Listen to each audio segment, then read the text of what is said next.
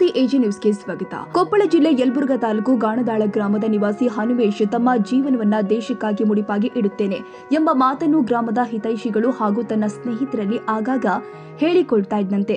ಅದೇ ರೀತಿ ನಾನು ಬಯಸಿದ್ದನ್ನ ಪಡೆದುಕೊಂಡು ಈಗ ತಂದೆ ತಾಯಿ ಆಶೀರ್ವಾದದಿಂದ ಆರ್ಮಿ ಸೇರಿ ಶತ್ರುಗಳನ್ನ ಸದೆ ಬಡಿಯಲು ಸಿದ್ಧನಾಗಿದ್ದೇನೆ ಎಂಬ ಮಾತು ಗ್ರಾಮಸ್ಥರು ಹಾಗೂ ಅವರ ಸ್ನೇಹಿತರಿಂದ ಕೇಳಿ ಬರ್ತಾ ಇದೆ.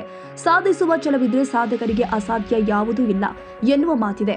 ಇದಕ್ಕೊಂದು ಉತ್ತಮ ಉದಾಹರಣೆ ತಾಲೂಕಿನ ಗಾಣದಾಳ ನಿವಾಸಿ ಬಸವರಾಜ್ ಕನಕಮ್ಮನವರ ಜ್ಯೇಷ್ಠ ಪುತ್ರ ಹನುಮೇಶ್. ಈತ ಕಡು ಬಡತನದಲ್ಲಿ ಹುಟ್ಟಿ ಬೆಳೆದು ತಂದೆ ತಾಯಿ ಕೂಲಿ ಕೆಲಸ ಮಾಡಿ ಕೂಡಿಟ್ಟ ಹಣದಲ್ಲಿ ಹಾಗೂ ಸೋದರ ಮಾವನಾದ ಅಂಬರೀಶ್ ಅವರ ಸಹಕಾರದಿಂದ ಏನಾದರೂ ಸಾಧಿಸಬೇಕು ಎನ್ನುವ ಛಲದೊಂದಿಗೆ ಅತ್ಯಂತ ಪರಿಶ್ರಮದಿಂದ ಓದಿ ಸೈನಿಕನಾಗಿ ಆಯ್ಕೆಯಾಗಿರುತ್ತಾನೆ.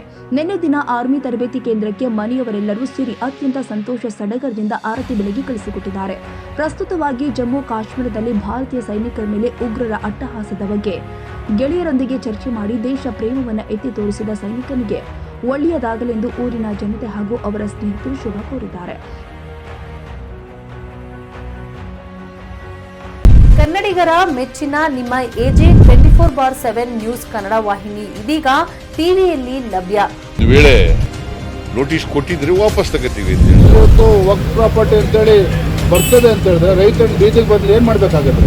ಯಾರು ವೋಟ್ ಹಾಕಲಿಲ್ಲ ಅಂದ್ರೆ ಗ್ಯಾರಂಟಿನೆಲ್ಲ ಸ್ಟಾಪ್ ಮಾಡ್ಬಿಡ್ತೀವಿ.